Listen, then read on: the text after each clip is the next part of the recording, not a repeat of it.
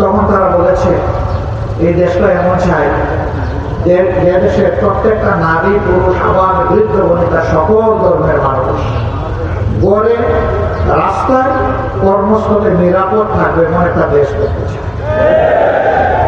এমন একটা দেশ দেখতে চায় যেখানে মানুষ ডাকাত, চোর, চাঁদাবাজ, দুর্নীতিবাজ, ঘুষখোরদের জ্বালায় অতিষ্ঠ হবে না এমন একটা দেশ দেখতে চায়।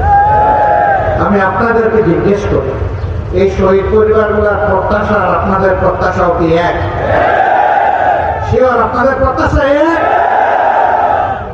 আলহামদুলিল্লাহ। তাইলে লড়াই আমাদের শেষ, তাইলে লড়াই আমাদের শেষ। আগামীকাল থেকে অটোমেটিক্যালি দুর্নীতিমুক্ত দুঃশাসন মুক্ত বাংলাদেশ হয়ে যাবে, তাই না? না, হবে না। আল্লাহর কসম, লড়াই আমাদের শুরু। দুর্নীতিমুক্ত, দুঃশাসন মুক্ত, শহীদ পরিবারের মা, জায়া, বোন, এতিমদের চোখের পানির দাবি পূরণ না হওয়া পর্যন্ত আমাদের লড়াই চলবে ইনশাআল্লাহ। এই জীবন মালিকানা আমাদের না, এই জীবনের মালিক আল্লাহ সুবহানাহু ওয়া তাআলা।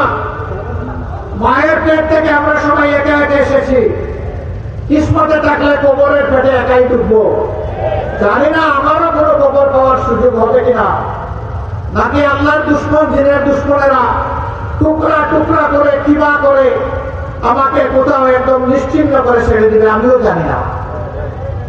আল্লাহ ভালো জানেন।